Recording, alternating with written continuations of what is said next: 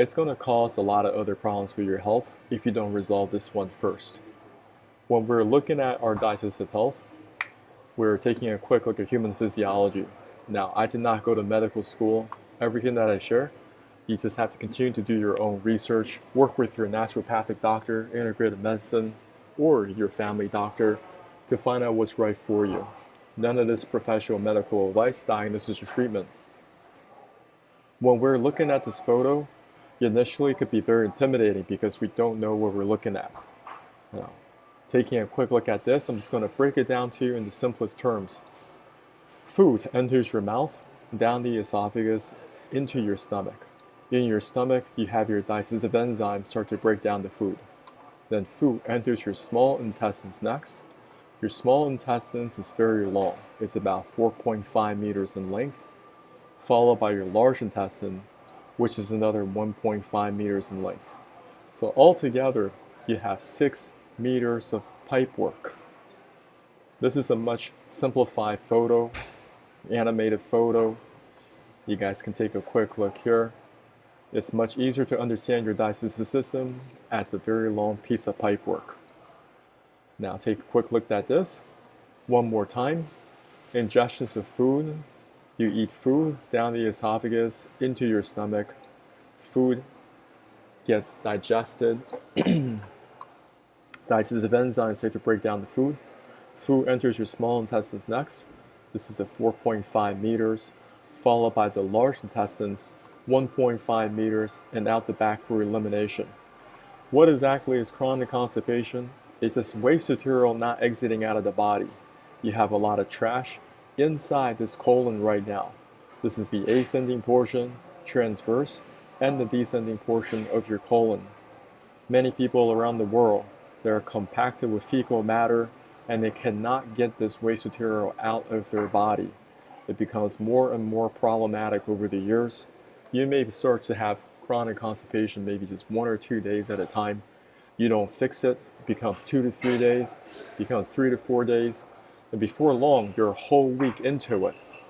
Now, as adults, I don't know why, for some reason, some people, they say, well, this is how my body operates. How do you define chronic constipation? This is how I define it. If you are not going to the bathroom, bowel movements, every single day, you have chronic constipation. Unless you're some type of a fasting program, you're not eating any food. Most people, they're eating 2 to 3 meals a day. And on top of that, they're not having any exit. No waste material is coming out for days at a time. So they're eating food on top of chronic constipation. Now, this is me just a couple years ago. I personally experienced a lot of chronic constipation in my 20s and also 30s. Now, this is somebody that could be you or me. We're huffing and puffing on the toilet, begging and pleading, praying to a deity, praying for something that's going to come out. Just begging something will come out. And after all that work, all we get is a little pebble, okay? A little hardened pebble. And you're just wondering, wait a second. Now, I went to a buffet, I went out to eat with my friends. We're obviously eating a lot of food. I'm still eating 2 to 3 meals a day. On top of that, I may be some part of a workout program. And the workout program tells you eating some protein shake on top of more protein and more meals on top of meals. And where did it all go? It's like magic, right? Well, it's still somewhere inside your body, and I will explain. Today we're going to cover a lot of information. I'd like to discuss some practical pessimism, some liability concerns. It's going to get pretty graphic in this presentation, so just warn yourself in advance. You're going to see some photos you're not going to like very much. And I will also discuss other people that have gone down farther and farther down into their chronic constipation. They've seen the different specialists. They've seen the different doctors. They've taken so many different medications across the board. Still, they have chronic constipation. Sometimes you got to put yourself in the shoes of the people that have a lot of pain. And you just have to do the work and ask yourself, do I want to end up like them? What can I do today to better my outcome for the future? I'm going to make some very simple analogies, and we're going to discuss some protocols that could be very helpful on your journey to recovering your health. I think this could be a very key cornerstone, a key important key performance indicator that you need to have every single day if you desire vibrant health. This is what it takes. Getting the waste material out of the body, going from the picture on the left to the picture on the right. What is old poop accumulation? When your elimination is incomplete, residues of old feces can build up in layers on the walls of the colon. As they putrefy, they can cause health problems, pain, and discomfort. Coming back to this picture, I just want to share a little bit with you just how long was this pipework. Oftentimes we look at this photo, this and that. We don't really understand how long is 20 feet, how long is 6 meters total. Now, if you're into basketball like I am, I used to play a lot of basketball. And over here, you have a basketball hoop. From that floor to that basketball rim is 10 feet off the floor, or roughly 3 meters. Now, just imagine if you have two of these guys stacked on one top of another, okay? So over here, you have one basketball hoop from that floor to the basketball rim is 10 feet, 3 meters, and you have another one on top, okay? This combined height, combined length is the same as your small and large intestines combined. That's how long your digestive system is. I do not care where you are coming out in the world. You may be from Africa, you may be Asia, South America, I don't care, Antarctica. You have the same digestive system. We all have the same digestive system. We all need to eat food, and we all need to defecate. We all need to have bowel movements. We all need to get the waste material out of the body. Now, the only difference could be the length of your small and large intestines could vary, because some people are much taller. People in Scandinavia, 6'2", 6'5". Now, if you're much shorter, people here in Asia, Southeast Asia are much shorter. But overall, this will not change. Doesn't matter if you're male or female, color of your skin. So see me as a brother instead of two distant strangers, as Tupac would say, because we're all the same on the inside. I'm just going to check real quick that my streaming okay across my different platforms. And if you're watching this, just put in your questions, okay? I also enjoy reading your comments. Sometimes people watch these videos after I present, and it's very helpful for me. And I like to learn, what are you guys learning? What are you currently struggling with? How can I help along the way? I'm just gonna post on my Twitter real quick, okay? And I'm on a lot of different platforms. As you can see, I'm streaming on Instagram, streaming on YouTube, Facebook. But the best place to look for me is probably on YouTube for now. I think that streams very well. Let's take a quick look at some problems that you'll have if you do not resolve constipation.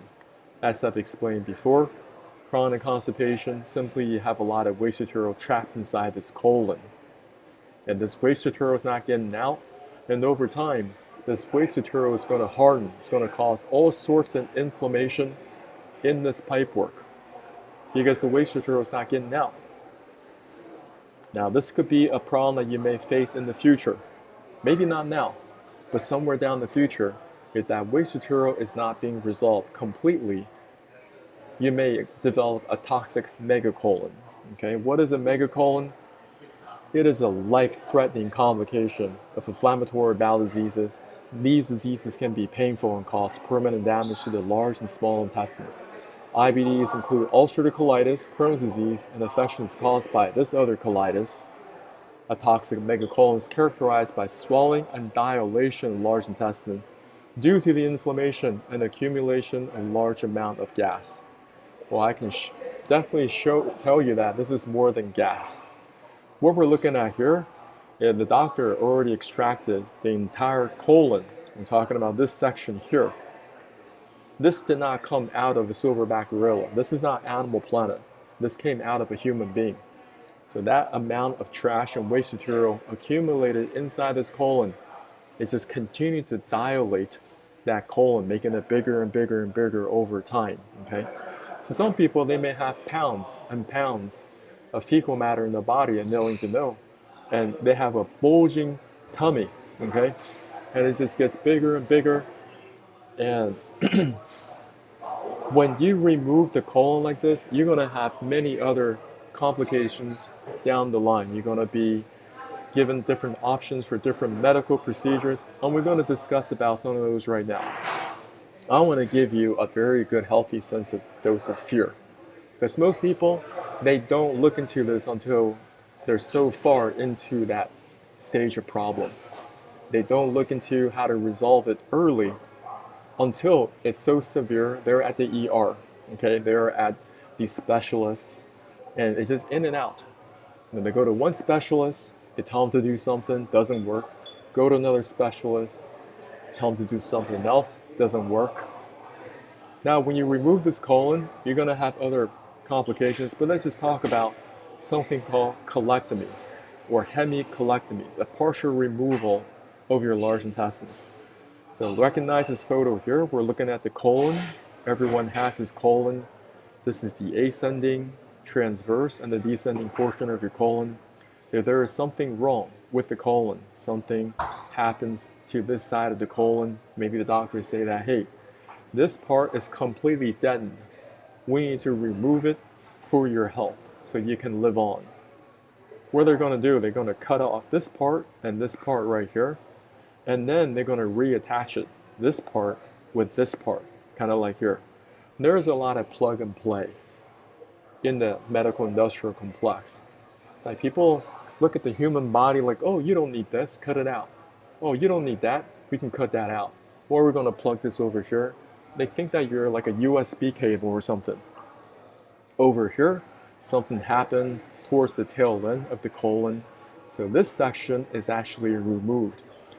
So over here, in some cases, after the surgeon removes a portion of the colon, they remove it here, it may be necessary to attach the remaining colon to the outside of the body in a procedure called colostomy.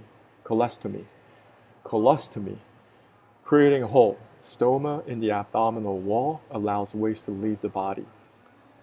So this bag attaches to the stoma to collect the waste. Now you have a bag attached over here. So they puncture a hole, okay, through the skin, and it's attached right here. And every day you're gonna have to carry this around. Every day you're gonna have to manage it and clean it out yourself. What else could happen if you don't fix constipation, chronic constipation? You may have a problem with your ascending portion of your colon. This part over here is attached to the small intestines. Remember, so food after it goes through your stomach, it enters your small intestine, 4.5 meters, does a lot of twists and turns, nutrient absorption. Then food will go in here. After its nutrient absorption, over here in the large intestines is feces formation. Also, there's also draws out the water in the colon, okay, before it makes its exit for waste elimination. Over here in this particular procedure, they're removing this part of your colon, and once again, they plug and play. So over here, this part is attached to your small intestine. They plug that right over here. Small intestine attached to remaining the colon. So this one is another procedure that they have for you. Earlier, I talked about how this person completely removed the colon. Now, you may be wondering, what happens now? Well, how do they use the bathroom? Well, they may offer this procedure, ileoanal anastomosis. Okay, so after this procedure, you only have the small intestines next. You only have the small intestines left. And they're going to create some type of a pouch around your anus, going to patch that up. And that's how you're going to eliminate that waste material. Your surgeon may connect your small intestines to your anus. This allows you to expel waste normally, though you'll likely have several watery bowel movements daily. Now, you may have to wear adult diapers for the rest of your life because right now everything's just coming out real watery. And you may not even have any sensation when you're about to have a bowel movement, because before, your colon would tell you that. Your colon would give you those signals. Hey, I'm going to have a bowel movement, go use the bathroom. Over here, it's just things falling out of your behind. Okay, I'm going to spin through my social media real quick. And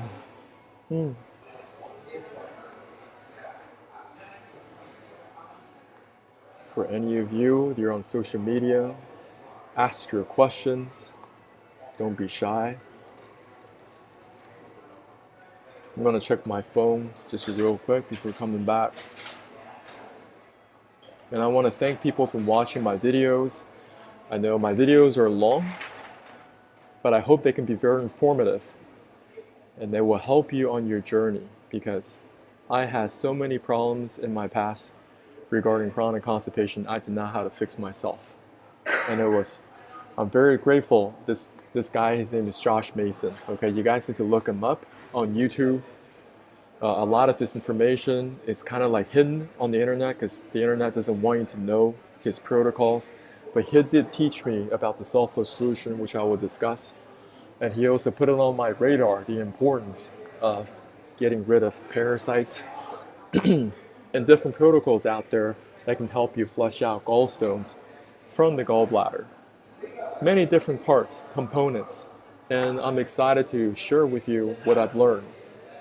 As I share information regarding digestive health, I do not like to share a bunch of theory or something I just know about, okay, something I heard from a book somewhere. I like to share with you things I do know and things that I've performed myself over the last 5+ years. I did not have chronic constipation because I know how to get the waste material out of my body on a consistent basis. Let's come back into liability concerns and practical pessimism.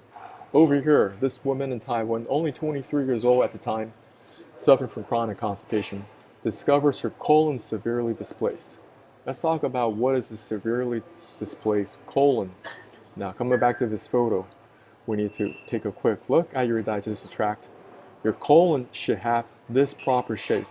Ascending portion of your colon, transverse, and it's going to come up through here, with a slight tilt. Before making that move back to the south, the descending portion and out the back for elimination. Now, as we're looking at her scan, this thing is all over the place. You can see her colon goes up and then it loops back down, kind of like at a kink in the hose, and then it loops right back up again. Now this colon's all the way up in her chest. I would not be surprised she has trouble breathing. Before all that waste material makes it up till this bend and finally down for waste material removal. You can see this pipework is completely messed up. This is how they call a colon severely displaced. I don't know what happened to her. I'm not sure what type of things she had to do to resolve this chronic constipation issue. Now, earlier we talked about how your colon can get dilated, okay, like this. This get completely massive. Your colon can get severely displaced as well. And there's also cases where the colon can twist upon itself. You guys may not believe me. So a volvulus occurs when a looped intestine twists around itself and the mesentery that supplies it, causing a bowel obstruction. This is life-threatening, guys. There are a lot of life-threatening situations, and we want to recognize them way before they even happen, okay? So we got a series of pipes taking place, a series of pipe work. And if you have volvulus, somehow the colon, there's some kind of, and sometimes this could happen from injuries, maybe from severe sports injuries, causing some type of obstruction, and later on, the colon twists upon itself. This is going to cause a whole bunch of blockages. We want to recognize that we got a series of pipe work, and we want to make sure that it keeps it very, very smooth, keeps it moving, okay, and keep it clean as often as we possibly can. And that's what we discuss, how to fix chronic constipation. Let's talk about another thing that people have when they have chronic constipation: potential. When I read these, this could be from different medical websites. It doesn't mean I'd agree with everything that is said in these circular sites. I'm just reading them, okay? So let's talk about diverculitis. What is diverculitis? Diverculitis is another gastrointestinal disease. So the cat occurs when these pouches called diverticula start to form in the GI tract and becomes inflamed and infected. This condition commonly occurs in the Western population and can be seen in 10% of people over the age of 40 and 50% of people over 60. There are millions and millions of people over the age of 60. Think about that. And they all have some form of diverculitis, according to this article. The rate of this disease typically increases with age. Scientists believe that this condition is due to not eating enough fibers. Not eating enough fibers leading to constipation, which puts extra pressure on the colon walls, and this causes diverticula or bulges to form in the weak areas of the colon. The risk factors for diverculitis may include age over 40, male, overweight, eating a low-fiber diet, eating higher fat and red meat, not enough exercise, taking non-steroidal inflammatory drugs, anti-inflammatory drugs like aspirin, ibuprofen, steroids, and opioids, and smoking. Moreover, the signs and symptoms of this condition include pain, tenderness in the left lower side of the abdomen, nausea, vomiting, chills, cramps in the lower abdomen, diarrhea, or constipation, and rectal bleeding. What a mess. Okay, so these bulges start to form, okay, in the large intestines. And if it gets worse and worse and worse, listen, this is maybe one of the reasons why they do the left hemicolectomy, right? They said that, hey, your colon's really in a messed up shape. You need to do that surgery because it is not functioning anymore. You want to fix this way before that happens. If you're only 1 or 2 days chronically constipated, consider yourself blessed. Because there are many people that are experiencing so much levels of pain every single day, which I will also discuss. Here we have ulcerative colitis, okay? This is another chronic condition that can happen when you have inflammation in your colon. Most people with UC experience periods of symptom flare-ups followed by periods of remission without symptoms. Signs and symptoms include diarrhea, bloody stools, abdominal cramping, and weight loss. Treatments include medications and surgery. Over here you have an ulcerative surface and can be very, very painful. You can see these symptoms are very similar from one to the next, right? Doesn't matter if you're diverculitis, doesn't matter if it's colitis, you get the diarrhea, bloody stools, abdominal cramping, nausea, weight loss, unexplained. And what do doctors usually do when they have this problem? They usually prescribe corticosteroids, immunosuppressants, biologics. These different types of medications suppress the immune systems. So in the short term, you may not see these symptom flare-ups. You're like, oh, I'm okay. No, you're not okay. Why are you okay? You're just taking these medications to mask these symptoms. The symptoms are there to tell you something is wrong. But if you were to suppress these symptoms, you haven't solved the root of the problem. Get some water. Next, we're going to talk about Crohn's disease. All right. What is Crohn's disease? It is a part of a group of conditions known as inflammatory bowel diseases. This condition occurs when there's inflammation in the small intestine and colon. The main symptoms of Crohn's disease are diarrhea, stomach aches, or cramps, blood in the stool, tiredness or fatigue, and weight loss. It is thought to believe Crohn's disease is caused due to genes, a problem in the immune system, smoking, a previous stomach bug, and an abnormal balance of gut bacteria. The risk factors for this condition include family history, smoking, certain medications like antibiotics, birth control pill, non-steroidal anti-inflammatory drugs such as aspirin, ibuprofen, and a high-fat diet. Now, this also mentioned antibiotics multiple times, right? So when you're taking heavy amounts of antibiotics, you're destroying all the microflora. Okay, you have a gut flora, microbiome. You don't have any probiotics to kind of coat your digestive tract. As a result, you're going to have problems when people are constantly taking antibiotics because they've been prescribed, this doctor say this is what they need to do to fix X, Y, or Z. Well, maybe that's not the best solution. And here's the one I want to challenge as well. Doctors always say that, oh, the reason why I have chronic constipation, you're not eating enough fiber. So it's fiber, fiber, fiber. It just doesn't make any logical sense to me how that's going to help you. If you are chronically constipated with this person on the left, how are you going to pack more fiber in you to resolve chronic constipation? You're eating more fiber on top of chronic constipation. That means you're dilating that colon even more, packing in more material, still not going out. So this colon is just going to continue to dilate and dilate until they can't anymore. You may get some perforations in the colon and go into sepsis shock, and you end up at the ER. Now you might say that, well, this is just way too out there. There are a lot of people that go into sepsis shock over chronic constipation. Now, what else could happen? You may have something called rectal prolapse. This is something that a lot of elderly people have. They've been straining on that toilet. They've been huffing and puffing. This is a daily battle for them. They wake up in the morning.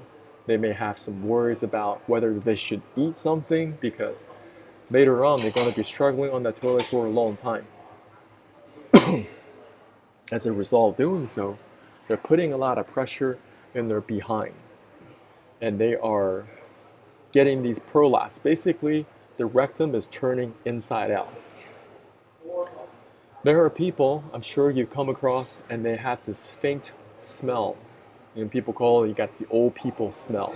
Old people have this particular smell and odor. And if you look on different websites online, they would say that, oh, let me see some chemical reaction with the skin. Listen, it's not like that.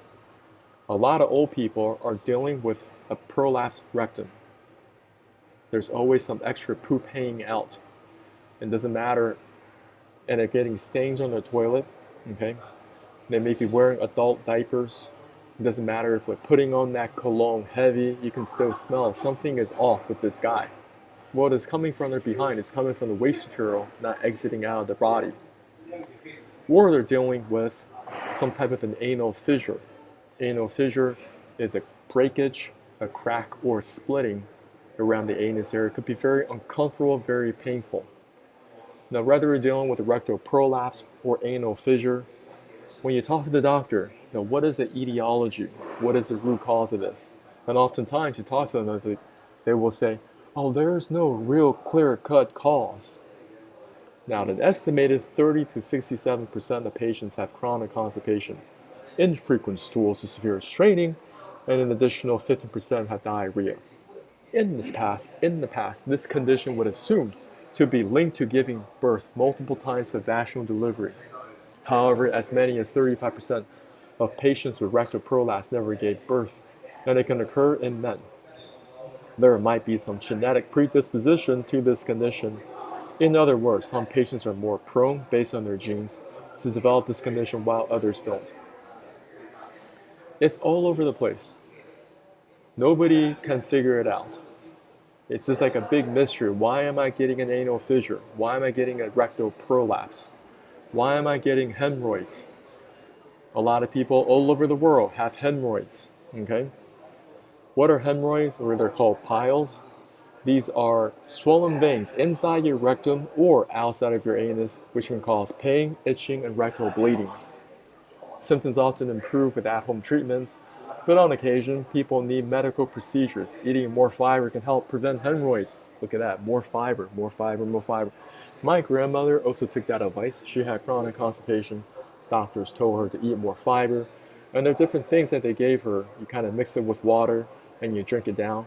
Now, did it solve her chronic constipation? Hell no. Did it make it worse? Yes. I want you guys to consider things outside your scope of awareness. There are only limited options that are presented to you when you go to the medical industrial complex. And if it's not working, you can't be doing the same thing and think, oh, it'll get better. Things will turn around. No, it won't. No, it won't. Now, just how severe is chronic constipation? You guys want to learn a little bit about keyword analysis, understanding search volume on search engines. When people are determining if they want to attack a particular market, they will do keyword analysis. They want to know how many people are actually keying in this keyword because they're looking for it, or they're struggling with this problem. Now they're looking for solutions. Constipation, this keyword, is undefeated. It is recession proof. Doesn't matter if you key it in the English language, Spanish, Russian, Portuguese, Ukrainian, Chinese, Uzbek, Arabic. I do not care. Everyone in the world are keying in this keyword to some degree, and the search volume is just growing and growing and growing year over year, year over year, year over year. And more products online. You can find a plethora of constipation products online. But just look at those reviews. Don't be scammed just because they seem to have 5-star reviews. Those things can get, it's easy to mess up that ecosystem and give a lot of fake reviews. Now, if they work so well, okay, and people are buying them, why are people still struggling with chronic constipation? Why, despite all the solutions, I don't care if it's herbal blends, I don't care if it's OTCs, I don't care if it's prescription strength, more products come out year over year. But people that are keying in, hey, I have constipation, how do I fix it? Keeps on growing. There's no real good solution that is out there. And I want to share with y'all my way of cleaning out the small and large intestines. And even my way may not be right for you. You need to learn and really know yourself. Knowing yourself is the beginning of wisdom, just like Aristotle said. And you want to continue to learn, continue to work with your doctors, naturopathic doctors, integrated medicine, whatever you need to do to get the waste sugar out of your body so you can begin to revive your body functions. Now, I'm going to go through my YouTube real quick, put in your questions.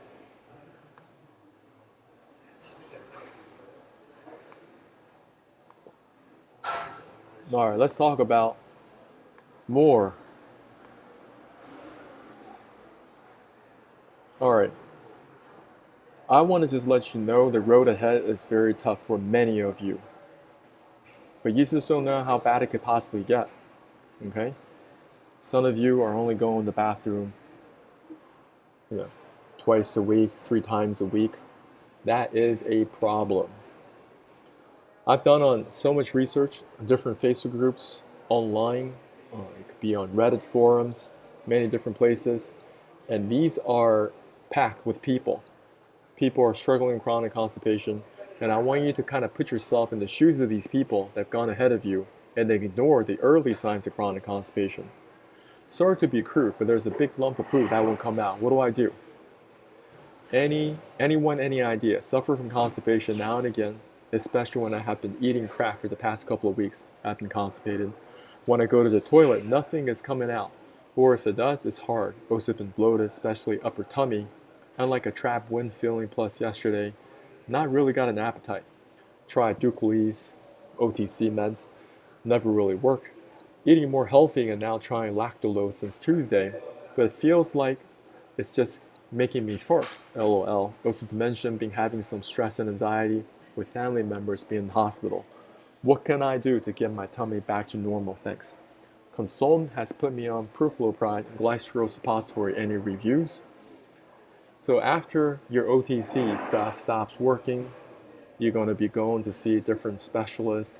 And what they do, they're going to have prescription strength medications. And sometimes you're going back and forth with your insurance. It's very, very messy.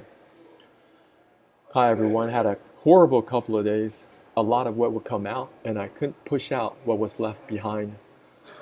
Well, I couldn't push out what was behind it, but after many attempts making me sore, I finally did go. What I wanted to ask is, do you ever feel queasy to your tummy because of constipation or bowel problems?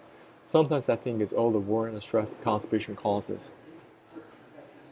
Problems over here. Some people say, has anyone vomited fecal matter because it couldn't go down? What did you need to do about it? What did you need to do about it? So over here, People are saying, hey, please go to the ER. This is dangerous. All right? You need to go to the ER. What is the longest you've gone without poop? All right? So tired of this. This morning I was driving and all of a sudden it hits me. I didn't make it to the bathroom, all over my shorts and car seat. I'm so incredibly exhausted from this. I'm to the point of wearing adult diapers. There was a lot of mucus. This is normal. I've been reading around and it seems that seems to be that lenses, amizida, amitiza, motegrity, and most of these eventually stop working. They stop working. Has anyone noticed that or any other idea? Can't believe what we were left to do to be comfortable. I'm so backed up. My stomach is very bloated. Looks and feel I'm 9 months pregnant. This is affecting my quality of life, getting depressed. I try so many things and still not being able to clean it out. Problems, problems, problems. I'm impacted. All home remedies, OTC laxatives, enemas, dietary changes, additions, nutritional oils quit working last month all of a sudden. The ER couldn't reach it, and their enemas didn't work. The highest dosage of lenses does nothing, and the Miralax colonoscopy prep is giving me overflow diarrhea. Small bits are coming off the impaction, probably from the hospital enema I got Saturday. What else can I do? I feel like impaction is just way too big to get out, and it seems like nothing is softening enough. So many issues, and people are just coming to the tail. You know, they're out of options. They're completely out of options. I've been struggling with severe chronic constipation for a couple of years now. It's only gotten worse over the past 6 months or so. I've been prescribed Trulance and lenses, highest doses for both, and neither of these medications are working very well for me at this point. I can pass a little bit of stool, but not much so. I'm constantly extremely backed up. I have to spend about half my waking hours lying down because I'm so bloated and nauseous and often in pain. As far as OTC laxatives, nothing really works there either. Durcolax, enema suppositories, magnesium citrate, nothing works. I was supposed to have a colonoscopy today, but couldn't keep the bowel prep down. The procedure had been rescheduled for a month from now, and one of the nurses at my GI office prescribed a pill-based cleanse. The pill is called Sutab, and I was warned ahead of time that patients often have trouble completely emptying their bowels with this pill. So given my struggle, I'm doubtful that this will actually work for me. Here is my question. Has anyone here gone to the point where nothing works? Meds were OTC laxatives and had to have some sort of in-office medical procedure done? I am so sick and so miserable. What about professional colonics? I'm not even sure how those work. I'm going to talk about that today. If anyone has any advice or experience with this, I'd be very grateful if you could share with me what you ended up doing and what the outcome was like. Thank you. So, liability concerns, also practical pessimism. You can go down the path and kind of put yourself in the shoes of these people because they've had chronic constipation for a very, very long time. They've gone to the specialists. They spend a lot of time in doctor's offices. After all that, they still don't have a solution. Now today I'm going to share a lot of information that's probably off your radar screen. What is really causing that obstruction? Okay, they've been taking these meds, but nothing is still working. Are there information that is currently not on your radar scan? Okay, that's what I like to learn. I'm always interested in broadening my scope of awareness. And just because I don't know about it right now doesn't mean it doesn't exist. And prepare myself if I were to experience certain discomfort in the future. Okay, other people have gone before me, and I want to learn how they overcame. Your digestive system is very similar to your kitchen sink. Here's somebody fixing their garbage disposal. If your garbage disposal is not working functionally correctly, you got to get it fixed immediately or have somebody do it. Because if it doesn't work, then you have all this waste material trapped inside. It's not going down. And all that nasty food is going to rot. And it's going to fill your house, going to invade your house. Another analogy I can give you is simply your digestive system works like plumbing of your home. Water in, water out. Okay, you got to get the waste material out. Some kids, they don't know what they're doing. They're throwing their favorite toys down the toilet and they try to flush it down. And you don't know what they did, so you take a nice big deuce in the bathroom, but the whole pipe is completely clogged up. Now, as you're flushing it down, your poop is flowing backwards. It's not going down, okay? It is overflowing your toilet. And you're like, no, no, no, no, no, no, no, no, no. In the name of... Well, your body works the same way. If it's not getting the waste material out, and getting that waste sewage out, just like your house, getting that waste out into the sanitary sewer, you're gonna have whole social problems. Now, for those of you in relationships, I just want to give you guys a quick heads up. A lot of people don't talk about this. A lot of relationships, they can fail over digestive problems, especially now. So many people have digestive problems, and it's only getting worse and worse and worse. Some people, you may be dating each other in your 20s, early struggling with some early signs of chronic constipation, irritable bowel disease, unpredictable diarrhea. If you don't get that resolved, that's going to carry a lot of burden for you in a relationship. One thing that you got to recognize is that, just say, if you are dealing with chronic constipation, you don't fix it. That waste material is still sitting inside of you, and over time, that smell is going to find its way through the pores of your skin. It's going to exude. It's going to ooze. Okay? It's going to find a way to exit out of the body. It's going to be very evident initially when you have bad breath, because all this waste material trapped inside small and large intestines, that waste material is going to travel back up, okay, the smell of it, through your breath. So you're talking to people, and it is just absolutely repulsive. And they don't know how to tell you how bad it smells. Or somebody might fart, and their farts are the worst smelling farts ever. It's so repulsive.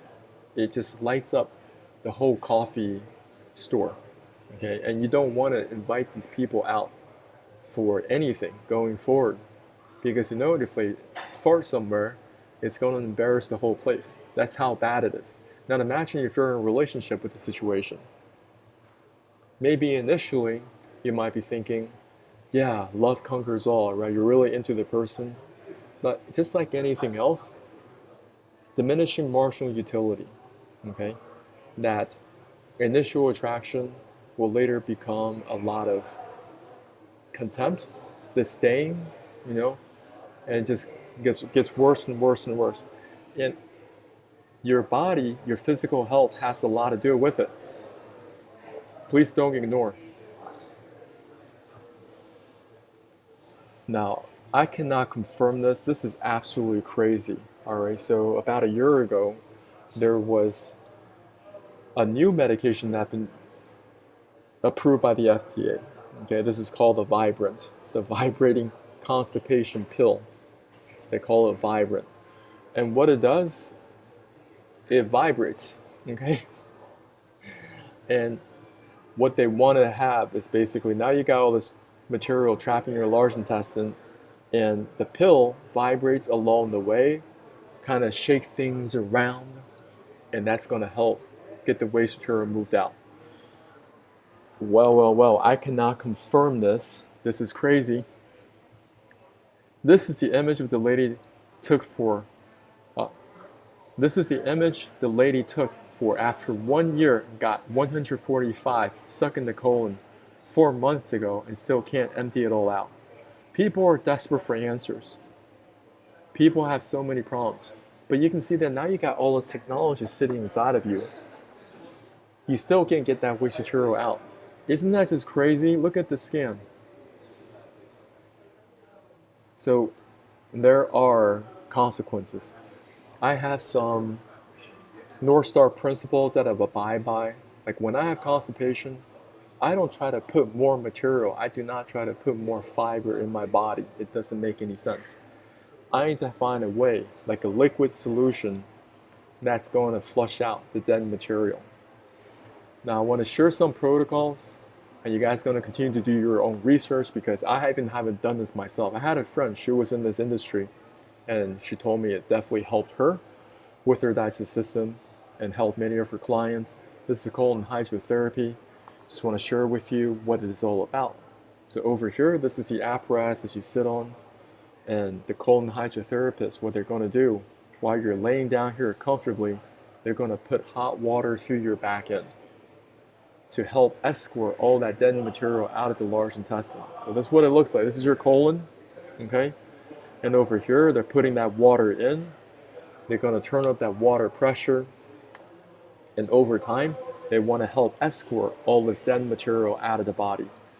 I have not done this protocol, so I can't give you any insights personally, but you can find a lot of videos online, whether it's on YouTube or TikTok.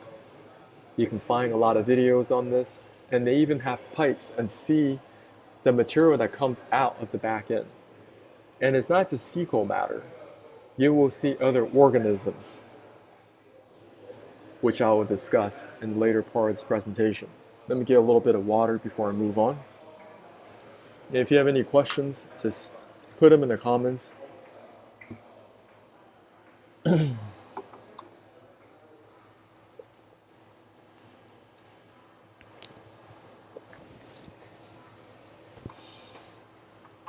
going to check my content.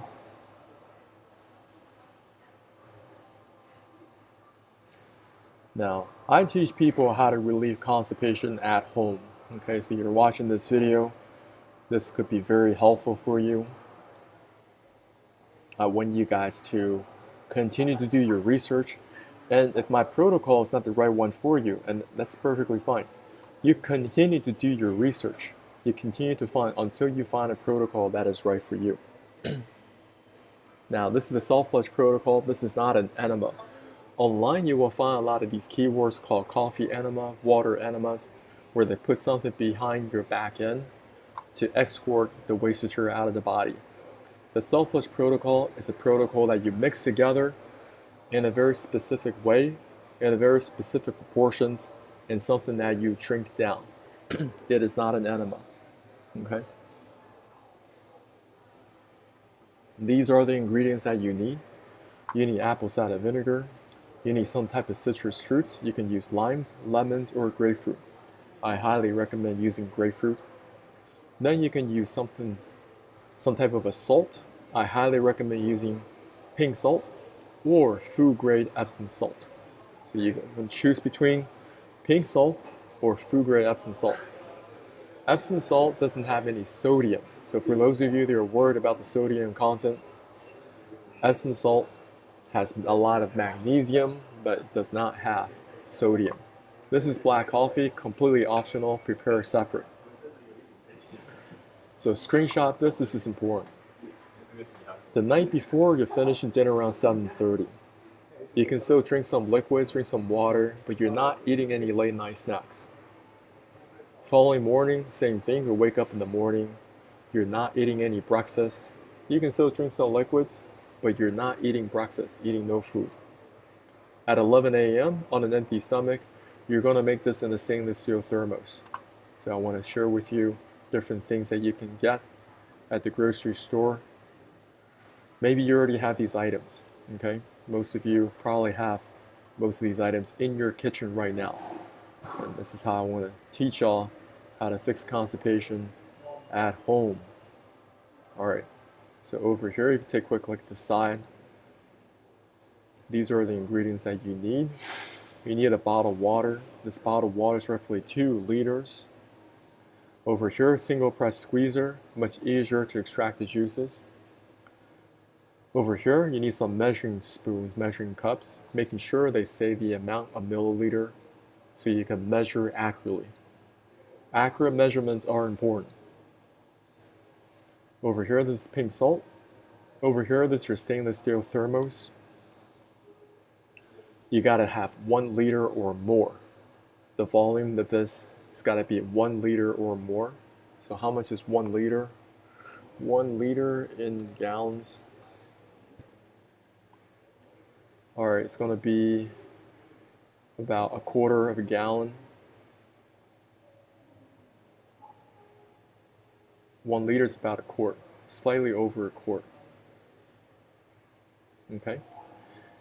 Now, you're also going to get another cup.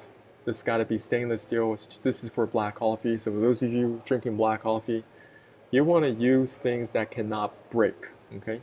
So metal mesh strainer, single press squeezer, measuring cups.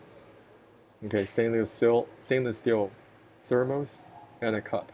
That's what you need. You're going to mix these things in the stainless steel thermos, so pay attention. You're going to add 1 tablespoon and 2 teaspoons of pink salt or Epsom salt. So that's 25 milliliter total. Next, you're going to cut and squeeze 3 lemons or limes or 1 grapefruit. I highly recommend using 1 grapefruit. And you're going to squeeze out the juice and you're going to filter through the metal mesh strainer. You're going to add a 1/4 cup, 60 ml apple cider vinegar, put it in the stainless steel thermos. Next, you're going to add 2.5 cups of hot water. That's about 600 ml, and just stir it up. Stir up the hot water, stir, stir, stir. Make sure all the salt dissolves evenly. You can stir for 30 to 45 seconds, doesn't matter. Then you're going to add a cup of room temperature water and stir. Kind of bring back down the temperature of this water. On your table, there are only 3 things. You're going to have the bottled water. You're going to have the stainless steel thermos with the sulfur solution that you just prepared. And you're going to prepare some black coffee. This is completely optional. If you don't drink coffee, that's perfectly fine. So this is how you're going to drink it. You're going to sip on the bottled water, hold it in your mouth. You're going to take a bigger gulp of the sulfur solution and drink it down. And you're going to sip on black coffee. This is optional. Before you start doing all this, you want to be completely relaxed. Let's do some classical music. Rachmaninoff, Piano Concerto, Movement 2. Okay, Piano Concerto 2, Movement 2, something like that. Anything that's going to help you relax. Where you're breathing rhythmically, your stomach's going up and down. The more relaxed you are, the better. The more you can be detached from the outcome will be better, will be best. So water, sulfur solution, coffee. You do not want to use anything that can break or any type of glass, because even glass can experience thermal shock, right? Because what's going to happen is that this is going to create an incredible laxative effect. And this protocol may not be right for everyone. Okay. If you are severely chronically constipated, you may go see a colon hydrotherapist. You may go see a colon hydrotherapist. If you are mildly chronically constipated, maybe 1 or 2 days chronically constipated, this may be something forward to help you reset your digestion.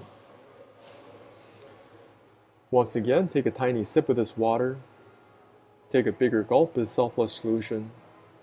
Take a tiny sip of this black coffee. You're not drinking this water and you're not really drinking this coffee. You're just taking a tiny sip. People often make the mistake of drinking the water and the sulfur solution together. That's a mistake, because they're going to dilute down the solution and the sulfur solution may not work. You may not get that laxative effect. I have done this protocol hundreds and hundreds of times since 2019.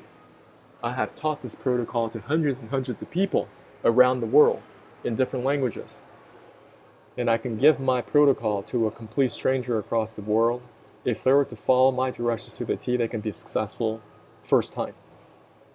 But that's going to take you just following through on these directions. Take a tiny sip and taking a bigger gulp of sulfur solution. If it's too hot, don't drink it right away.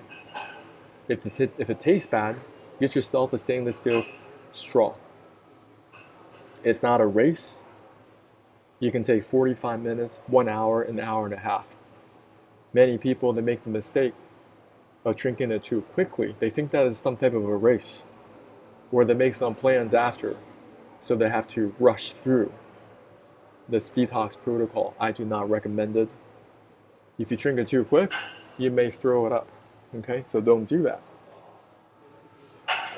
Once again, taking a tiny sip of the bottled water, hold it in your mouth. Taking a bigger gulp, the sulfur solution, drink it down. Taking a tiny sip of the black coffee, kind of reward yourself. So you can repeat this process over and over, but the goal is to finish the salt flush solution first. Your goal is to put this in your stomach. What are we trying to accomplish here? We understand this is the digestive system. We want to clean out this pipework comprehensively. The way that we do it, there's going to be a season of fasting. That's why I tell you guys, don't eat anything from 7:30 p.m. to 11 the next day, because you want to make sure there's nothing obstructing the beginning parts of your small intestine.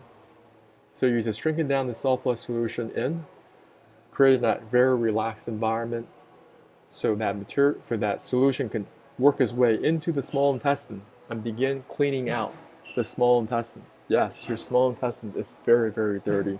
Through years of eating, there's a lot of trash and debris that is stuck in the small intestines right now. It has a surface area of a football field. And you're not going to be able to clean it out just one time. Okay? People are eating so much garbage over the years. A lot of microplastics are trapped inside the small intestine. So the nutrient absorption is not on point. You can be eating the most healthy organic foods or the most expensive whole food supplements, and you're not taking in any of those nutrients into your cells because you have a messed up, dirty, small intestine. Now, as salt flush solution begins to work its way through that 4.5 meters, eventually it's going to start to push that waste material into the large intestine. Okay? And you may feel some type of a bowel movement coming on. You're going to have a feel of, oh, I want to go use the restroom. And when you go use the restroom, you want to be completely relaxed as well. You're never huffing and puffing, begging and pleading, trying to make things happen. You're never squeezing, okay? You're just being relaxed as you possibly can, deep breathing, and eventually that waste material is just going to fall out of you. The first couple times you do this, you're going to be shocked because the solids are going to be very, very hardened, and you may see some pitch black material that come out of you. I'm talking about like charcoal, black. That's how dark it is, because for a long time, you had a lot of waste material trapped inside the colon, and you were never able to get it out. Okay, even though you may have a bowel movement here and there, you're getting these sheep pellets. Okay, that's what you get, but there's so much stuff backed up, so much stuff. And that's why we do protocols like this to begin cleaning it out. Next, you're going to experience how this solid's going to transition over to soft poop. And over time, it's going to get softer and softer. You're going to go to the bathroom multiple times, okay? You may be sitting down, watching some YouTube, being relaxed, just drinking your salt flush solution, and you're going to go to the bathroom, kind of going back and forth, and make sure where you sit to your bathroom, there's no obstructions, there are no children's toys, little Hot Wheels on the floor. Because if you tripped over some of these toys, and now you got to deal with, you might sprain something, but on top of that, you're going to have a whole bunch of feces all over your floors you're going to have to clean up later. So stay close to the bathroom and simply relax. No obstructions. Eventually, the poop is going to get really, really soft, kind of like this water coming out. When that happens, I want you to pound this water safely. You want to continue to drink this water because you were only sipping on this water. There's still plenty of water here. Now you're going to add more water pressure to your digestive tract to get that waste material out of the body. From A to Z, you guys understand? Okay? That's going to help push more waste material out of the body because there's just so much trash. So what just happened? First, you eliminated all the waste material that were trapped in here before. The salt flush solution that you prepared earlier, it's already in the toilet. And now you're putting more water in your digestive tract because right now it's just flooded. The floodgates are open. And you're just drinking this water and more waste material is coming out your back end. And this is not an exaggeration. You will produce a diarrhea tsunami. This incredible effect. Most people, they just, simply, they don't really believe me when I tell them this. I'll make it a believer out of their first time. Some people work with me one-on-one, online. I tell them exactly what to do. I just show it to them live. You may be needing that kind of consultation where you need somebody to kind of just walk you through live, okay? Even though I'm explaining this here, but sometimes having somebody else that's been on this road hundreds of times, sharing with you what I've experienced, what I know, not just what I know about, or something I'm theorizing. The smell of this is absolutely horrendous.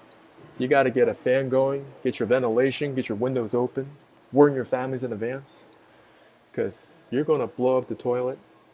Not only that, the smell, all that stuff you've been eating over the years, all that fried chicken, okay, all that sweet pumpkin pie, Thanksgiving dinner, your chitlin and collard greens, your Wendy's, your McDonald's, okay, all your IKEA Swedish meatballs, everything, there's still remnants of it still stuck somewhere in your digestive tract, especially if you've been chronically constipated. When you're sitting on the toilet, I also want to give you another key. You want to find yourself in some type of a squatting position. You don't have to buy this squatty potty if you don't want to, but create some type of a stool. But don't be an idiot. Some of you do over the top, and now you're tripping over your own stool like you may, and now you're making a mess. You hurt yourself, and you got poop all over your bathroom floor. So can you just use safety first, okay? Think about everything that you're doing and how you can mess it up, and don't do that, all right? So to avoid a lot of these liability concerns. The human being, we're not designed to go to the bathroom at a 90-degree. The modern toilet, this is a root cause of why the constipation epidemic, it is out of control, okay? You guys can do a lot more research on this. Before the invention of the modern toilet, everyone went to the bathroom in a squatting position. And even now, if you are smart, you should get some squatting toilets installed in your house instead of the modern toilet. Doing that squatting toilet like we have a lot here in Asia, it's like night and day's difference. You are not struggling trying to get your number 2 to go. It just falls out. You're in and out so quickly. So consider investing in your digestive health by buying one of these or making one of your own, or getting a squat toilet installed. If you're watching this video, just put in your questions. We got 3 people on YouTube. Hello, hello. Ask your questions. Don't be shy.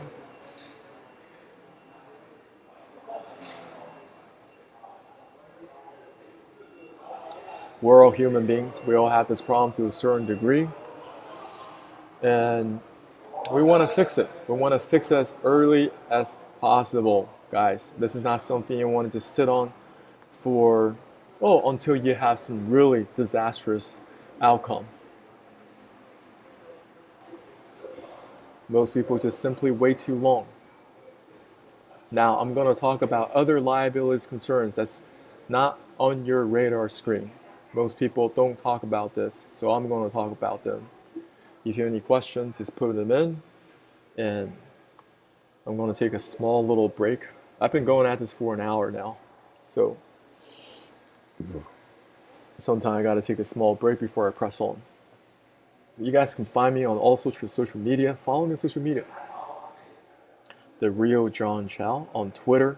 All right, you can see I'm streaming here on Twitter as well. You can also find me on Instagram. It's also The Real John Chow. Rumble, I started streaming on Rumble. I'm not having it loaded up right now. Maybe I should. Yeah, let me just take a quick look on my Rumble. I am also on Twitch, okay? Yeah, thanks for y'all. Yeah, my channel has been growing a little bit past couple of days.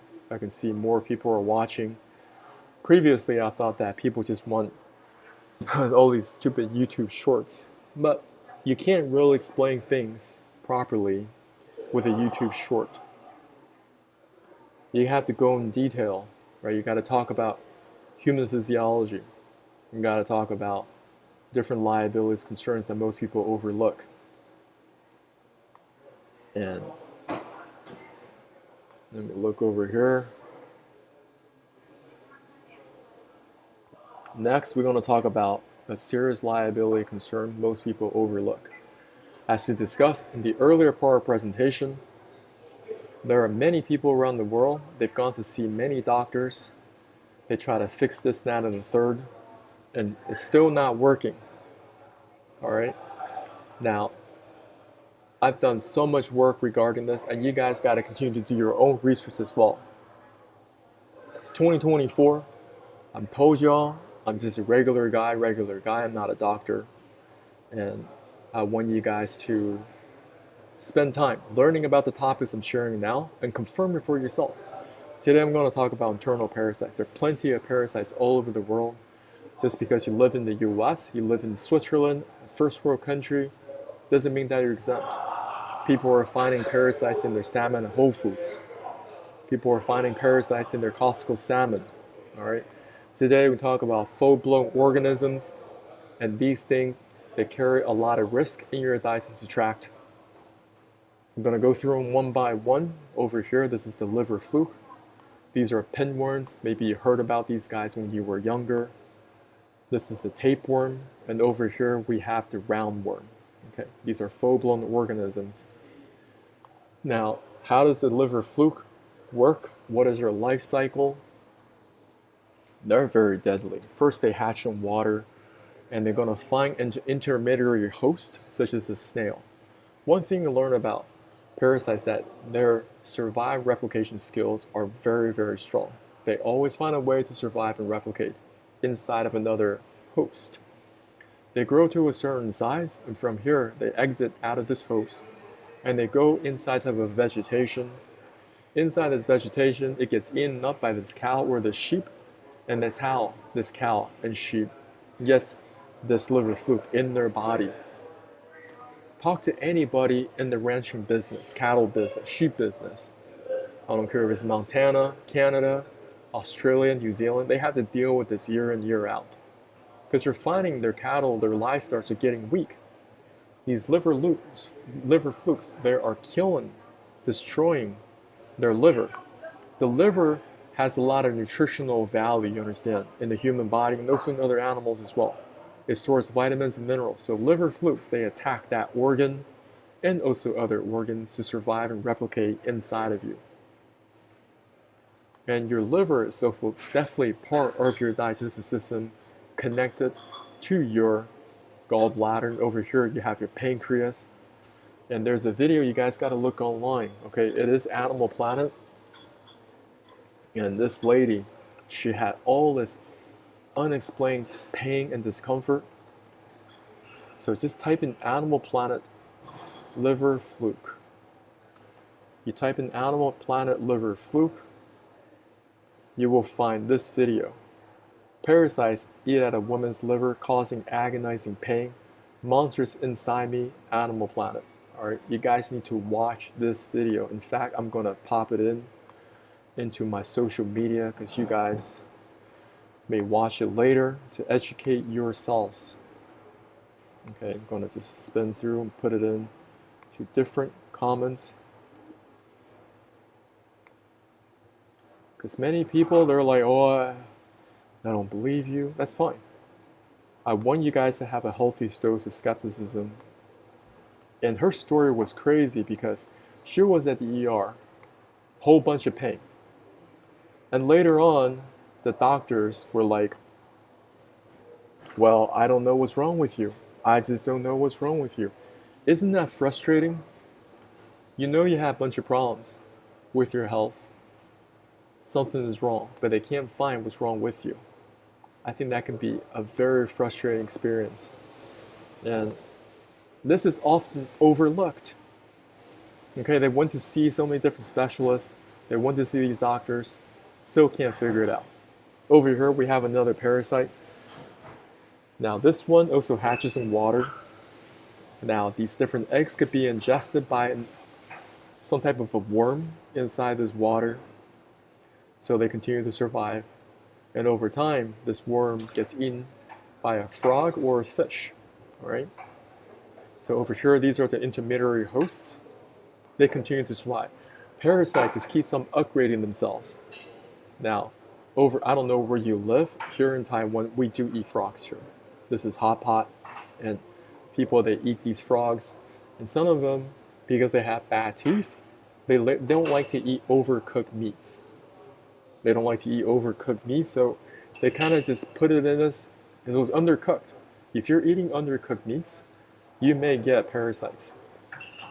Now, this particular parasites attack your kidneys. This is very problematic. Different parasites, they like to attack different organs of your body. Have you learned about that before? Is that on your radar screen? It wasn't on my radar screen before, at all.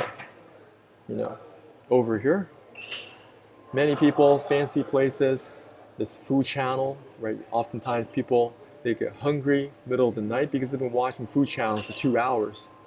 And they're going to these fancy places, Michelin star restaurants, and they offer steak tartars. These are completely rare meats, okay? Or Korean barbecue. I used to go to Korean barbecues all the time, and sometimes these places have a time limit, so I'm rushing through the meal. I'm trying to put as much food down as possible. And as a result of doing so, a lot of that meat probably was undercooked. If I'm eating undercooked meats, I'm consuming parasites to a degree. People that are eating raw sushi, sashimi, or they're eating a lot of intestine products. Here in Taiwan, we eat a lot of intestine products. I no longer eat them. There's still a lot of people that eat them. It's a very popular dish. Now, talk to these people. They have to clean these intestines on a daily basis to prep them, to marinate them. They are going to find a lot of parasites. Now, if that meat or intestine is undercooked, then you're ingesting all these different parasites. Next, we're going to talk about the tapeworm. Tapeworm is very common in pork, in beef, and also in fish. There are different species of tapeworms. Did you know that? There are different species of tapeworms. I'm going to show you what they look like. They look like this under the microscope. This is the rostellum that attaches to your small and large intestines. They're sucking the life force out of you, sucking your blood, sucking your vitamins and minerals. And what are these? These are the suckers. Kind of like it's a placeholder that can attach itself to the surface of your colon or your small intestine. Okay? Tapeworms are very problematic because they're hermaphrodites. That means they can reproduce by themselves very, very rapidly, very, very easily. The tapeworm anatomy works like this. This was the head that we talked about. And they have a lot of progonids. This is their reproductive system. The progonid, each one of these guys, can produce 100,000 eggs. It's absolutely insane. That's how powerful they are. And if you have a tapeworm that has 1,000 progonids, you're looking at 100 million eggs. Over here we have a person that had their tapeworm removed from their rectum, and it came out at 59 feet long. 59 feet long. Alright, 59 feet. How long is 59 feet? 59 feet is roughly 18 meters. Earlier in this presentation, we talked about basketball. We're talking about basketball over here. We said, oh, from that floor to the basketball rim is 10 feet off the floor, or roughly 3 meters. Well, that tapeworm is 18 meters. 18 divided by 3 is 6. So 6 of these guys. The combined length of this small intestine over here is the height of 6 NBA hoops stacked on one on top of another. And that was trapped inside the body of this Thai man. And they laid it all out, string it all back and forth, and measured it out, 18 meters. And you tell me that this is not somehow going to cause any type of obstruction in your digestive tract where your waste material cannot get out. Over here, So look up this keyword called zoonotic diseases. I think I have it out here. I'm going to make you guys look up these keywords. What is a zoonotic disease? It's a disease able to spread from animals to humans. All right. And the one I'm going to focus on is parasites. A lot of y'all don't look into this, do not believe it, and you kind of just poo-poo it off, or you're turning off this presentation. Well, for those of you, you are brave, you're open-minded, you want to learn more. And of course, don't just take my word for it. Go to the library. Go check out 20 books on parasitology. Go look at some books online. Go to archive.org. Go to the Library of Congress. Right? And go to different universities where they have parasitology departments. Reach out to those professors. Maybe you can get an interview with them. Maybe you can do a podcast with them. Ask them, what do they see? Parasites are very real. There are different museums in the world. They should showcase different parasites. This is a parasite museum in Japan. I think they have one in the US as well. In this museum, they have 60,000 specimens in this museum. And from my research, there's about 100 different parasites that can attack the human body. Over here, we're just talking about 4 of them. Right now, simultaneously, write this down. You may have all 4 parasites sitting inside of you right now because you never look into it. You continue to eat raw meats, you continue to eat different intestinal products, or you're very close with your pets. Earlier, we talked about zoonotic diseases. People are making these cute videos online. Okay, the dog is licking their little babies, okay, or they're just licking your face just like that. You don't know what that dog's been doing all day. Some dogs are so stupid, they eat the feces of other dogs. And you know that to be true. Over here, a lot of rare steaks or raw foods, okay, steak tartars, hot pot, even raw watercress has the risk of parasites. Those of you that want to travel abroad, you want to go to the Amazon jungles for your ayahuasca ceremonies, or you want to go to Thailand, Indonesia, looking at those different ancient sites, you got to go prepared. You want to know how to filter water. Do you know what to bring with you? A lot of y'all just go completely unprepared. Now you're drinking water contaminated, and you wonder why you come back from the trip.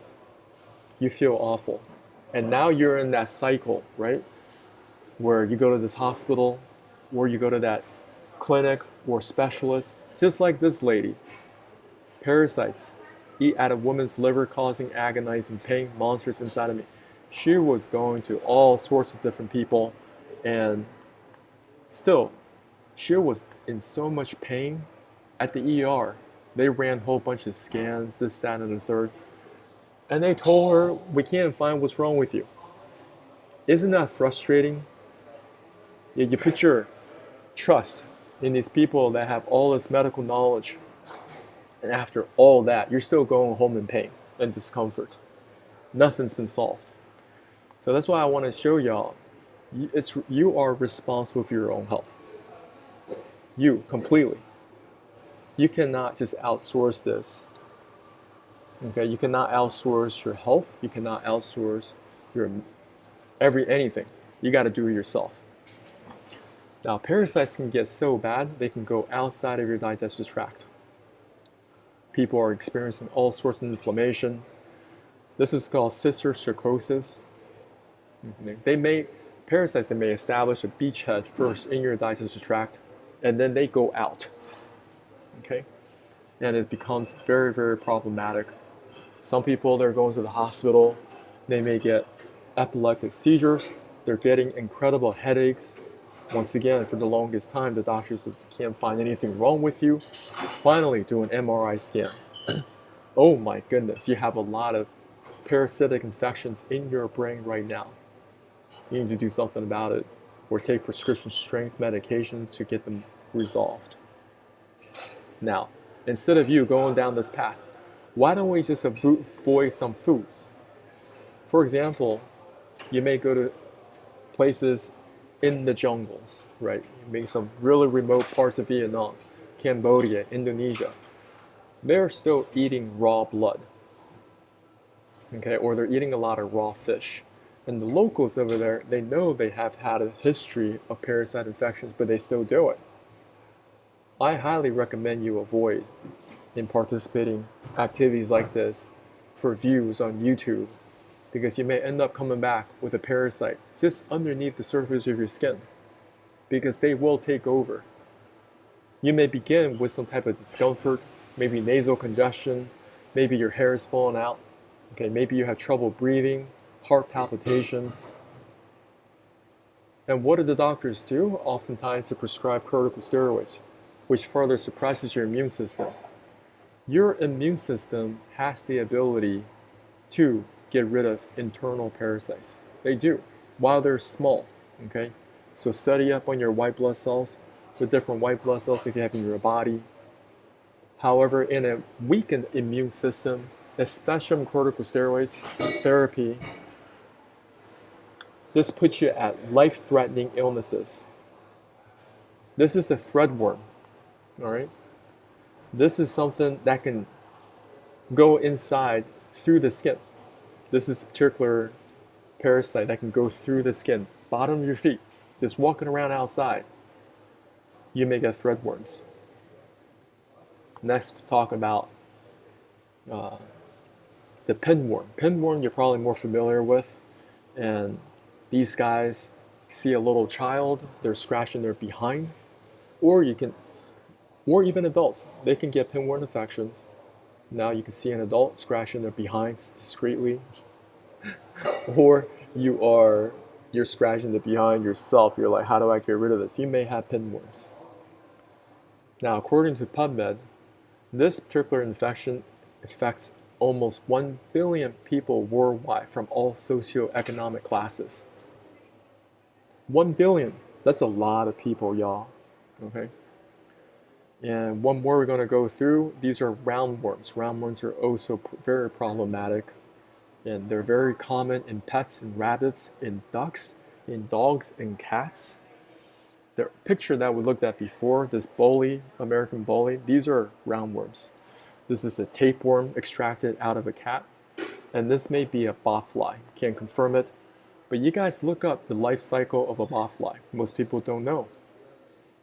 How do you get a botfly infection? It's crazy. Now, I think this could be one reason why some people may have additional obstructions in their digestive tract. They've been trying all these different medications. Nothing's working. This is not Animal Planet. They're not extracting these roundworms out of some animal. This is a human colon they're extracting all these roundworms out of.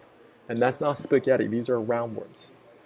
If you have that many roundworms stuck in your colon right now, of course, your poop is going to have a very tough time exiting. So I want to share all information that may be currently off your radar screen. You need to take note of right away. Some people, their infections got so severe, they're pulling roundworms out of the liver one by one. It's absolutely disgusting. Do you want to wait until it's that severe? Or you want to say, I want to learn about some herbal blends or even medications that could help me get rid of internal parasites. Here's some herbs you guys can look into. Of course, not professional medical advice. You got to continue to do your own research. This is clove bud, right? Over here, this is wormwood. This is a traditional herbal medicine to treat different parasitic infections. This is Vermox or Mebendazole. That's shown to be effective against roundworms, whipworms, pinworms, and hookworms. Okay, so I even take this here in Taiwan. This is Mebendazole. Over here, this is black walnut and wormwood tincture. This is wormwood combination, different parasite medications. That could be very helpful for your pets. This is Panicure C, fenbendazole. So look that up. There's a lot of great information on this. And for your cats, they also have medications for them as well. And also look for ones that are herbal blends. I'm sure there are great herbal blends for dogs and cats to get rid of their internal worms. These are prescription strength. This is not prescription strength, but this is. Ivermectin, you may have to find people that sell this. And this is definitely not a prescription strength. And you have to work with your doctors and find out how severe is your parasitic infection. There are many different products in the market, and you have to study them out for yourself one by one. I can't do it for you. I can't tell you what is the winning combination for you. But how I go about cleaning out my small and large intestines, I do it in a specific order. Right now, you may be watching this presentation, you're like, I'm very concerned about this. How come I haven't been told about this before? I'm going to go ahead and just start taking a whole bunch of these herbal blends or medications. I think that's a mistake because, first of all, you're not proficient at cleaning out the small and large intestines first. You don't know how to go from the picture on the left to the picture on the right. You want to get proficient at doing that first. Really go through this presentation multiple times. Go buy yourself a book on human physiology to confirm what I've shared here today. And continue to challenge me, because I like to learn. But you must go from this picture on the left to the picture on the right. If you're to take a whole bunch of medications and you say, I want to zap these guys out, you can do that. But unfortunately, now you have a whole bunch of dead carcasses in addition to the waste material that's been accumulating inside the small and large intestines that you can't get out in the first place. Are you better off now? No, you're not going to be better off because you have more waste material, dead carcasses sitting inside of you, putrefying, rotting inside of you. Do things in the right order. In the right order, I think that's the most logical way to clean out the digestive tract. And this is the process that I did over years. All right. I'm going to spin through my social media. If you guys have any questions.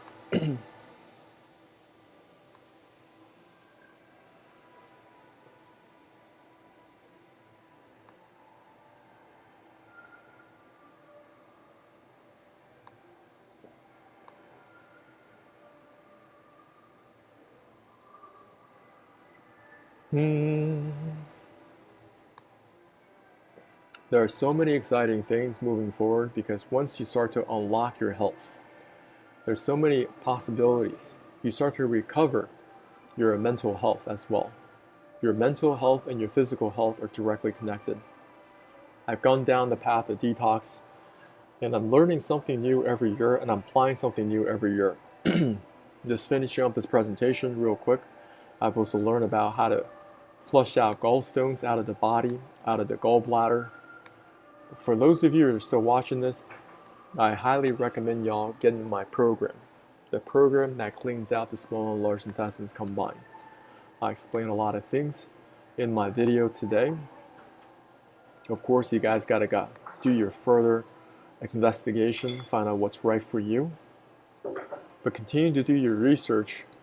And in this program, I teach people how to clean out the small and large intestines. This was me before. I could not get rid of my belly fat, even though I was at the gym working out, very diligent personal trainer, still not getting any real results.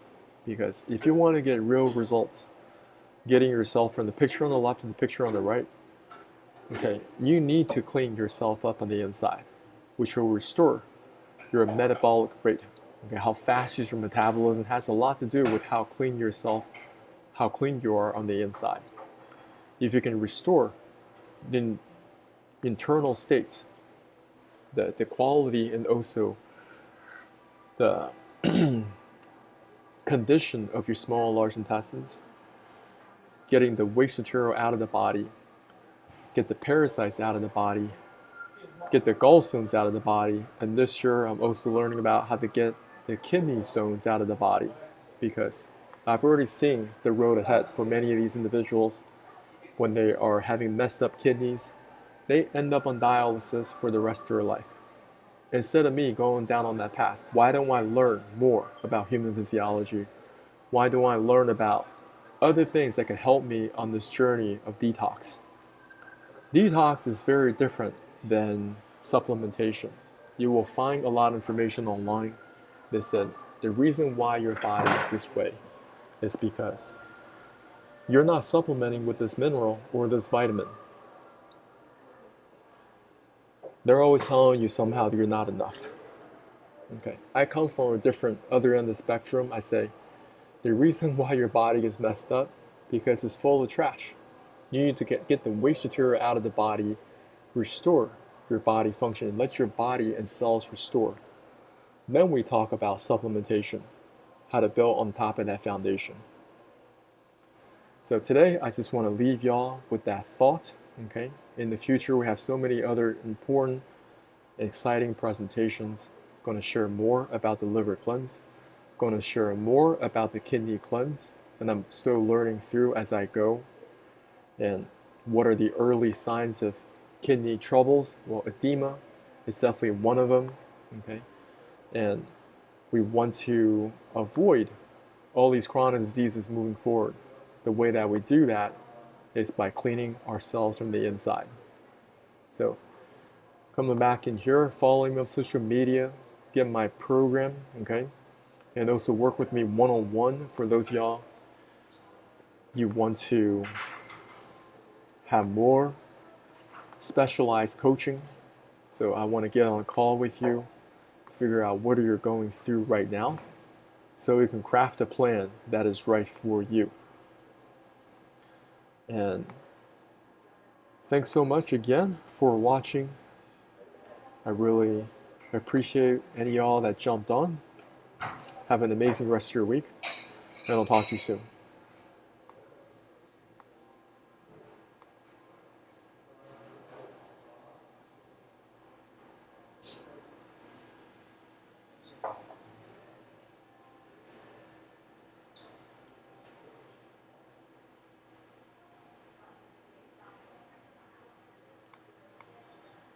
Hey.